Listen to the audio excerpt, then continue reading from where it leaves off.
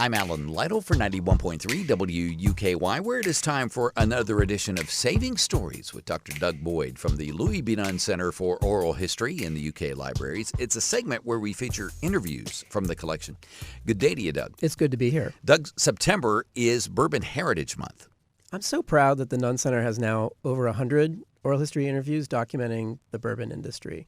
We've interviewed executives of these companies. We've interviewed master distillers, warehouse workers. Our last big bourbon initiative was interviewing women in the bourbon industry. I love that we have interviews with some of the most iconic master distillers in the business. We've interviewed the older generation of master distillers, Elmer T. Lee from Buffalo Trace, Parker Beam from Heaven Hill, Jimmy Russell from Wild Turkey. And one thing I love is underscoring the family aspect of this business. We were also able to interview some of the children of these icons who also became master distillers. So Craig Beam, Eddie Russell. And although they were not considered master distillers, Freddie and Jimmy Johnson, who were also iconic from Buffalo Trace. The one father-son master distiller combination that for me is the one that got away was Fred Noe and his father Booker from Jim Beam. We interviewed Fred in 2008 and 2013. They're great interviews.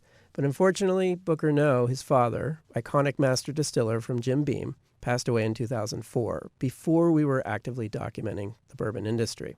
As the director of the Nunn Center, I'm proud of who we've interviewed. However, I've always had this running list of people who I wish the Nunn Center had interviewed, and Booker Noe has always been high on that list.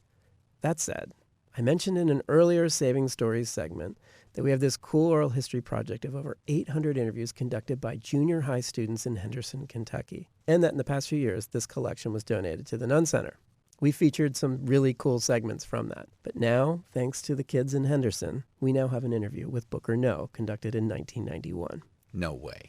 So in celebration of Bourbon Heritage Month, let's take a moment and hear some Beam family history and some bourbon heritage directly from Booker Noe, who was born in 1929. How did the family get into distilled spirits? Well, the family, my great-great-great-grandfather, Jacob Beam, came over from Germany. He's a German. And he brought his still with him to Kentucky and started distilling here. And that was in the family. They were distillers in Germany. And he came to Kentucky and started well, that's what he was an expert in, was the distilling. He was a miller, farmer and a miller, grist milling. And he would take the farmer's grain and grind it for him on shares, and he would take his share and make bourbon whiskey. How did early day operation differ from today? The main changes were steam engines versus hand. Initially we made it by hand, and then we went to steam engines for agitation and cooking, and now we have electric agitators and things, which makes it really makes it a lot easier to do when electricity came in line. How would you like for us to remember your family, Mr. Noe? Oh, well, I'd like for you all to remember our family as let's see, with pride in Kentucky, and having a product, putting out a product to be proud of, made in Kentucky. We've been in Kentucky ever for 200 years. It'll be in 1995. We'll be 200 years old, and we're 7 generations and 200 years old, and we're proud to be Kentuckians for all those generations. And I'd like for our people to recognize us as doing good for Kentucky by producing a fine product. Thank you, Mr. Noe.